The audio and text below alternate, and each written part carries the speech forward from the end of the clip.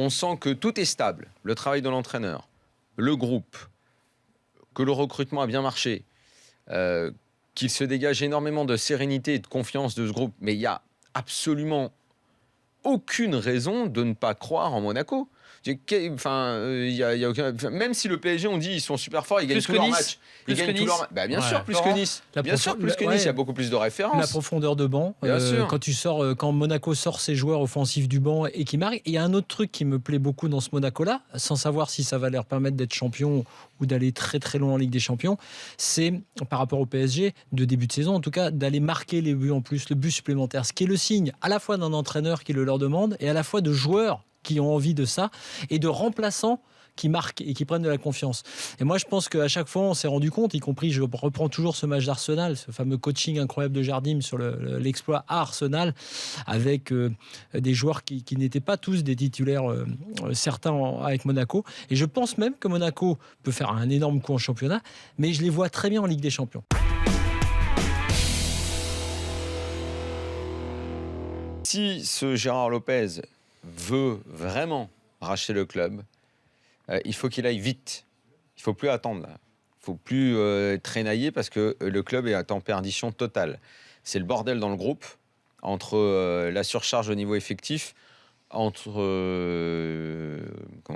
l'ambiance entre les joueurs, pas bonne. Quand Tonetti nous le confesse à demi-mot en disant qu'il faut raccourcir le groupe et tout, c'est ça que ça veut dire, quoi. C'est que ça part dans tous les sens.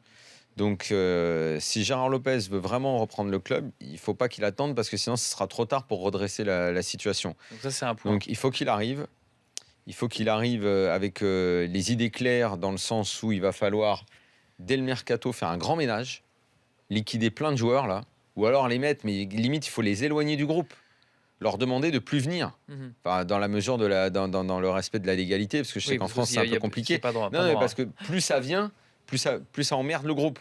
Donc là, il faut vraiment élaguer très très vite. Donc même pour rien laisser partir des mecs de fin de contrat, resserrer le groupe, sauver le club, première mission. Si tu peux le renforcer au mercato avec 2-3 mecs qui vont justement assurer le maintien, très bien.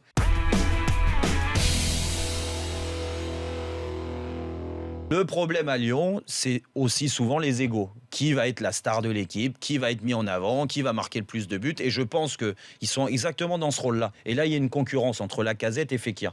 Et elle ne devrait pas exister, cette concurrence. Et si tu as Pep Genesio qui est là, au milieu, et qui dit, écoutez les gars, là, toi Fekir, tu vas faire des bons matchs, tu vas faire des décalages, tu vas reprendre déjà, tu vas perdre un peu de poids, parce que là, tu me parais un peu lourd sur le terrain. Tu vas aider Lacazette à marquer des buts. C'est possible d'avoir une allure quand même pareil en équipe de France, en franchement, professionnel. Moi hier, alors après il y a les effets. C'est une honte quoi. Il a toujours un peu se présenter comme ça. Non mais là, tu rigoles. Mais là le problème c'est que Fekir, il joue comme il jouait l'année dernière, mais il a pas le coup de rein. Il a pas. Alors en plus de ça, il peut pas avoir le coup de rein. Là au mieux il a le coup de bide. Ouais, là il tombe pour se relever, c'est compliqué. Non, mais ce que je veux dire c'est que cette relation. Il a un bide de Châtelain là. Pour moi, elle doit être beaucoup mieux que ça, mais ils ont les profils pour être vraiment complémentaires.